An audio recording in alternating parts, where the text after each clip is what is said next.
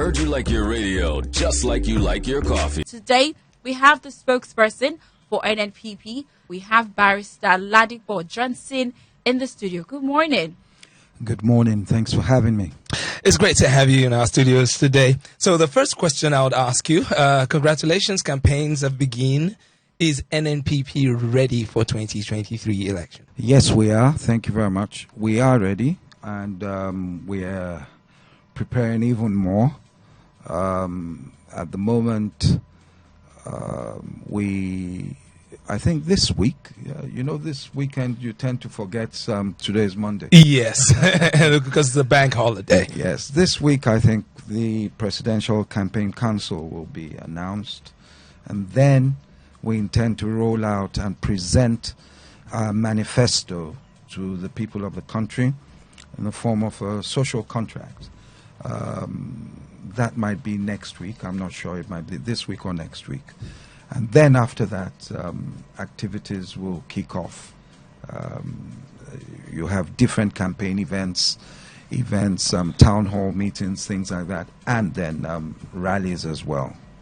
All right. So now the reason I asked you how prepared NNPP was sometime around June you were announced. I don't know if that was true on social media that you were supposed to be the vice president to Kwankwaso. Whatever happened to that? Was that a miscommunication or misinformation? Or at some point did NNPP decide to change their minds on that? No.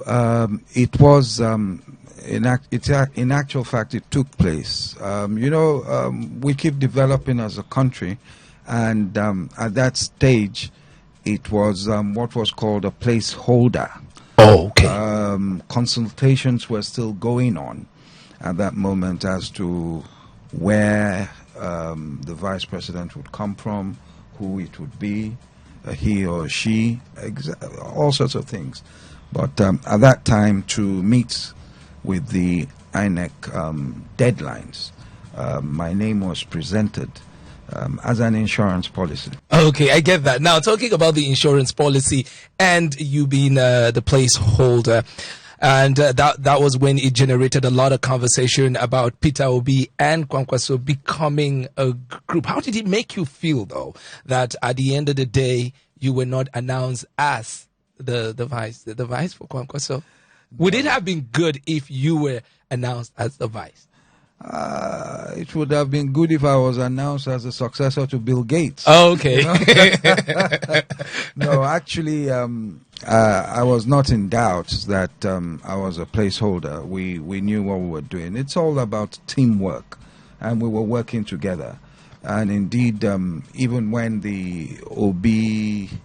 Kwankwaso partnership came up, I was a member of the three-man committee. We had three people on both sides. So yes, I was privileged to be there. We knew what was going on at each stage, and yes, we're where we are today. Okay. But talking about the partnership, some people also argue that the reason why Kwankwaso was being spoken about a whole lot was because of this assumed partnership that was supposed to happen with Peter Obi. No, you see, when we say some or people said or whatever, Nigeria is Nigeria. A lot of the things we say and are saying here is because we're in the southern part of the country. In no way, and I am not here, that's not my style, I don't boast, in no way would you have a Kwankwaso, except in exceptional circumstances, a Kwankwaso deputizing for an Obi in political parlance. Regarding the experience and whatever you have, I don't know. A lot of people in the South do not know who Kwankwaso is. He was, just let me run through it very quickly. Yes, go ahead. 17 years, civil service, engineer, constituent assembly, governor, 4 years, lost his re-election, minister for defense for 3 years. 3 years. Under Obasanjo. Senator? No, not yet senator. He was now sent as envoy to show diplomatic experience. envoy to Darfur and Somalia. Then he was member of the board of the NDDC, representing the Northwest, and he resigned from the board, saying that there's too many sharp practices and stuff. He resigned from that. Governor again. Senator 4 years. So when you get that when we look at public service experience, none of them, not the APC man, not even the person who was vice president twice, he doesn't have legislative experience. Kwankwaso has all those across board. Now, let me touch something sensitive, even before you ask. The clamor from the eastern part of the country and from people who feel, oh, the Igbos have not produced an executive president. Let us be fair. You understand? Yes. There's that clamor. It is the same clamor in the north. They'll tell you that a Hausa man hasn't ruled. Because they feel like it's the always Fulani, been Hausa Fulani. Fulani. But over here, we just put them together. We say it's Hausa Fulani, that they've been in government. The other one is that we say in the south here, because I'm a Lagos boy, Yeah. we say in the south here that, a northerner is ending his 8 years, so let it come back to the south. But over there in the south, in the north, they're saying that the south has ruled for 14 years. The north for 10 years. That's Buhari 8 years, Yar'Adua 2 years, Obasanjo 8 years, Jonathan 6 years. So that if it comes back to the south, let's say for another 8 years, that means the north will be on 10, the south will be on 22 or something. So you can see that when we talk about ourselves, this, that, you have to look at if we want to balance it, you have to look at the country as a whole, know what the sentiments are in different parts of the country before we start to make sentimental things. But by and large, I believe that rotation, all these things are there because there's no fairness and equity in the country. That's why people feel cheated and everything. I agree with that.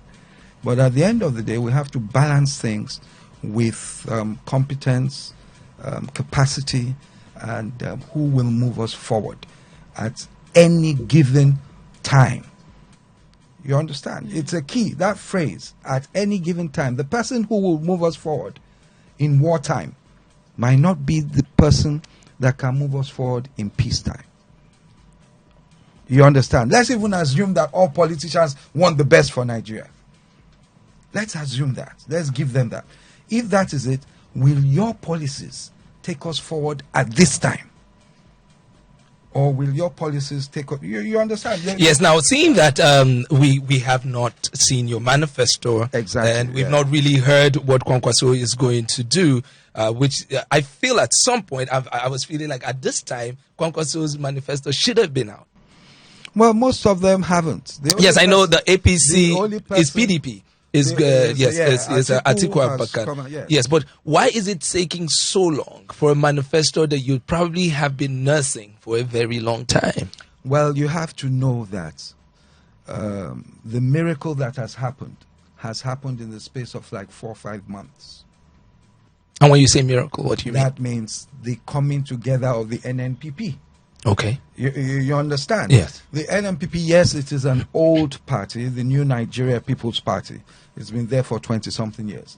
But it's just come out to light because Kwankwaso and a lot of people moved into the party. And as I said, that was about May or so. April. May, yeah. That's when it happened. So it's just been a few months. And the other thing that the pundits have to realize is that this election is like unlike any other. Normally, we would have primaries around November, December, and you have elections in February. But now you have 5 months: October, November, December, January, February. And for those, forgive me, I'm going to throw a stone, for those who may have who might not have stolen government money, it's so expensive. You understand? So you have to pace yourself, know how you're taking your message to the people of the country. And, it's campaign period, and parties are getting ready. What are the structures your party has put in place, knowing fully well that you have 3 strong candidates: Peter Obi, Tinubu, and Atiku, especially a person of Atiku from the north, where Kwankwaso is from. Remember, Kwankwaso, there is no political party yet. There is no state your party is holding yet. Even the last election in Osun, your candidate lost. So what have you put in place to win this election, knowing fully well with these 3 strong candidates you have? Well, if you say, especially in the northern part of the country, all I'll say to you, especially when you're talking about Kwankwaso and Atiku, Waziri Adamawa, all I'll say to you is talk to either the person selling cigars or the person doing shoe shine. Talk to the average northerner on the street and find out. I tell you, perform that exercise, 8 out of 10 will tell you it is a Kwankwaso, not an Atiku. Let me tell you, the North do not, they're not people, I'll say, have a party. They follow individuals. When it was time, they followed Buhari. Not everyone would do it, you understand, but I'm saying majority. So, but back to your question, don't forget that this same Kwankwaso that you're talking about,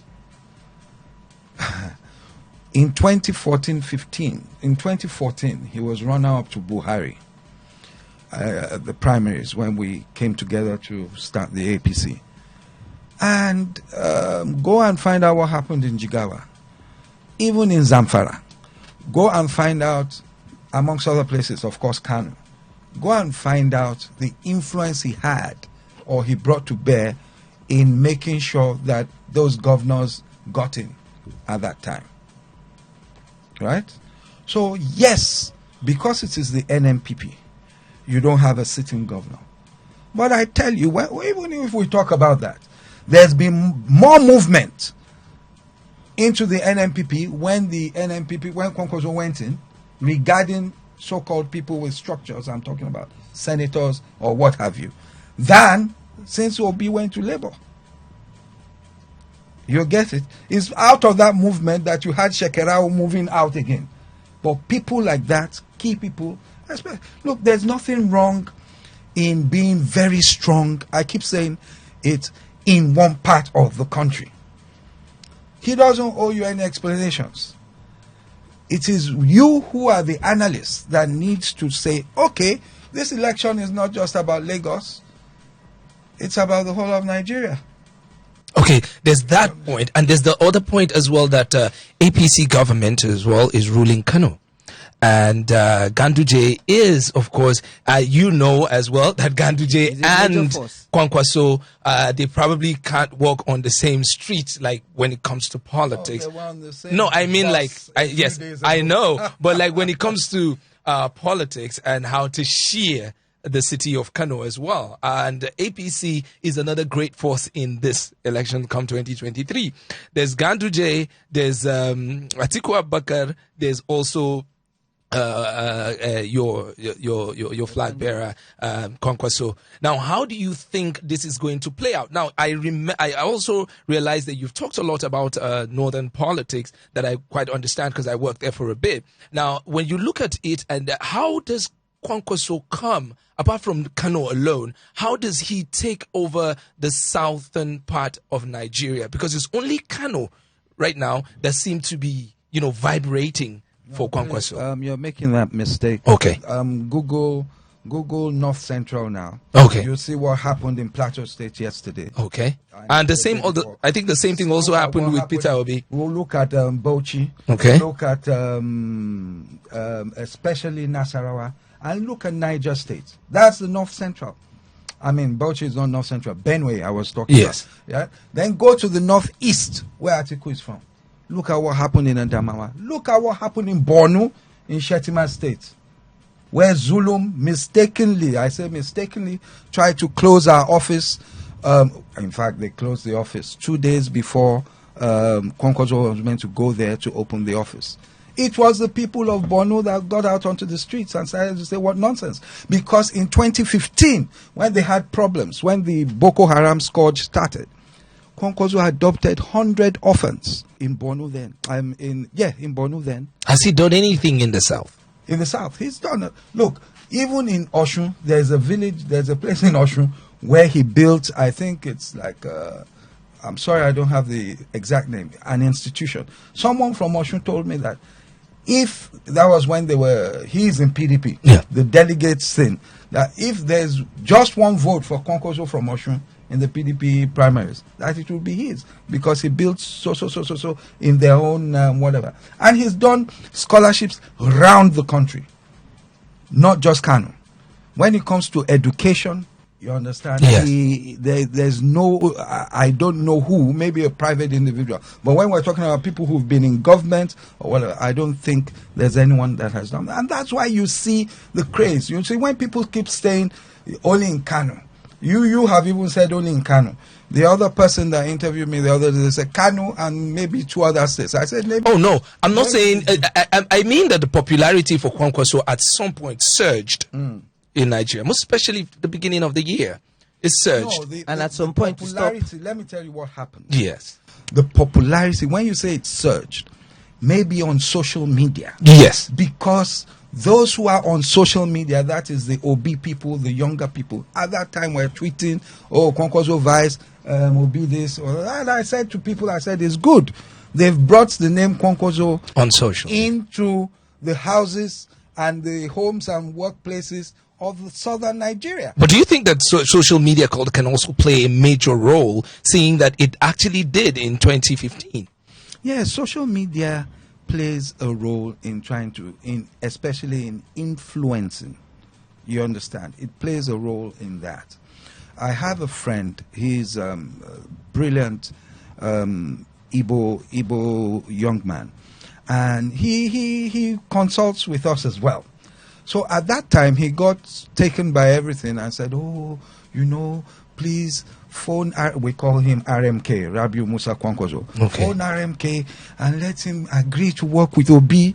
Look, Nigerians will be grateful and everything. And I said to him, my brother, he said, let's have a space or whatever on Twitter space. On Twitter. Yes. And that he will see that most of the youth will beg him to be running mate to. And I told him, I said, that's good. I said, but can you help me give those boys pushing wheelbarrows and those selling onions and the millions and millions of them there also Twitter accounts so that they too can vote on this? Then he kept quiet. So I always say, you understand? Is that friend Dr. Namani? No. Okay, because I know Dr. Namani is also he's from Enugu State, and he's a big supporter for Kwankwaso as well. He started the whole movement in Enugu, but he lives in Abuja. So I was thinking maybe he was the one you were referring to. A younger person I'm talking. So about 2 weeks ago, there is this online voting that some people did, I don't want to mention their name, and then your candidate became the last person to have the number of votes. What's your take on that first, before asking my second question? I thought it was a sham. We made a press release regarding it. What are the parameters? Who are the people that you contacted? Was it all around the country? If you're doing it on Twitter, tell us it was on. Well, you said it was online, so no problem. Okay. But your candidate has the lowest number. Now, let me zero it into. He doesn't have the lowest number of votes. There are many others that said they formed less than 1.something%. There has been this movement in Nigeria, and it's not just in southeast. It's in southwest, south, even north northern part of the country, the obedient movement. Now, we've seen Nigerian youth come out saying that this is who we believe can, give us our country back. And remember that your candidate wants Obi to be his deputy. Though it didn't go well. What's your take on that? Nigerian youth. There's a good movement going on, the Obi Dati movement. Yes. It's good. We've had our movement since. We've not seen any. Hang on, because, right, we didn't bring it on social media. The Kwankwasia movement. So how do we know if we don't bring it on social media? Hang on. No. Social media is not the only one. Okay. Come February 25th, there are going to be some people who will say in February that, they rigged this election. Because they've been fed with the fact that there's only one movement going on. You understand? And it's a dangerous thing. When you are talking about what is happening, let it be known that, yes, this movement poll or whatever is an online poll. This thing is there. Let it be known plainly. We sampled maybe 2,000, 3,000 people. We sampled 5,000 people. Don't let people read something and feel that, it's the whole country that was sampled. You understand? It's a dangerous thing because, as I keep saying, that there are many, many people. Okay, for instance, let's look at Lagos. Look at Lagos. I am from Lagos. I'm the Kwankwasia coordinator in Lagos. Forget NMPP, right? Yes. I've been the Kwankwasia coordinator in Lagos since 2013. So we haven't had the opportunity to test the strength of Kwankwasia at national poll, general elections. As I said, he came second to Buhari in the primaries and everything. Now, the movement is there. We know what we're doing. We're doing it. Fine. Tell me, just like look, whether we like it or not, unfortunately, a lot of the politics of Nigeria is still religious-based and ethnic-based. Unfortunately, we shouldn't be there, but it is. Right? Tell me, if you look at, let's take Lagos, the voting demographics of Lagos. Yeah. The people of Eastern extraction constitute some 30-something percent, if not 40, of those who are going to vote.